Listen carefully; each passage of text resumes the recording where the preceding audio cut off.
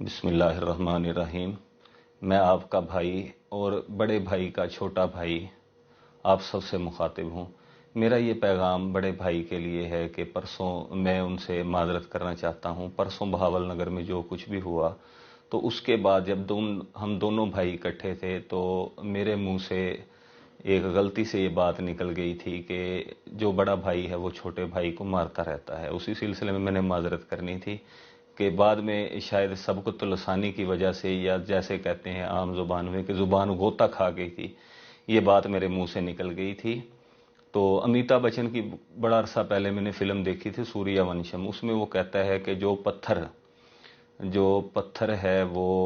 جوری کے ہتھوڑے کی مار ہے یا اس کو برداشت نہیں کر سکتا، وہ کبھی بھی ہیرا نہیں بن سکتا۔ تو بھائی کے بارے میں سارے گھر والوں کو پتا ہے کہ بھائی کس قدر بہترین جوری ہیں، اور وہ دیگر بھائیوں کی تراش خراش وقتاً فوقتاً خود بھی کرتے رہتے ہیں، لیکن بڑے عرصے سے یہ کام بھائی نے میرے بھی ذمہ لگایا ہوا تھا، تو میں نے بھی بھائی کے کہنے پر جو دیگر گھر کے رہنے والے بھائی ہیں ان کی اصلاح کیے رکھی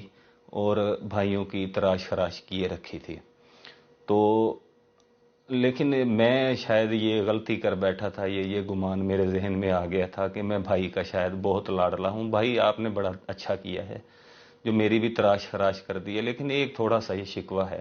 وہ آپ سے بنتا ہے، اور یہ بھی بڑی معذرت کے ساتھ پیشگی معذرت کر رہا ہوں، یہ آپ سے شکوہ کر رہا ہوں کیونکہ آپ بھائی ہیں، بھائی سے شکوہ کرنا بنتا ہے۔ بڑے ہمارے پیارے بھائی ہیں، ہم سب سے بہت پیار کرنے والے ہیں، تو بڑا یہ معذرت کے ساتھ آپ سے شکوہ کر رہا ہوں کہ جو ہے میں آپ کا لاڈلا تو بن گیا تھا، آپ کے کہنے پر دیگر بھائیوں کی میں نے تراش خراش کیے رکھی، لیکن جو آپ نے بھی میری بھی تراش خراش وقتاً فوقتاً کیے رکھی ہے، لیکن اس مرتبہ جو تراش خراش ہوئی ہے تو وہ تھوڑی سی زیادہ ہو گئی ہے، اور اس تراش خراش کی جو چیخیں ہیں وہ گھر میں رہنے والے تمام لوگوں نے سن لی ہیں، اور اس کی وجہ سے آپ ایسے لگا لیں کہ بھائی آپ نے تو مجھے اچانک سے کوہ نوری بنا دیا ہے۔ تو اس تراش خراش سے مجھے تھوڑی سی ذرا تکلیف ہوئی ہے۔ تو مقصد آپ سے شکایت کرنا نہیں ہے، مقصد صرف یہ بتانا ہے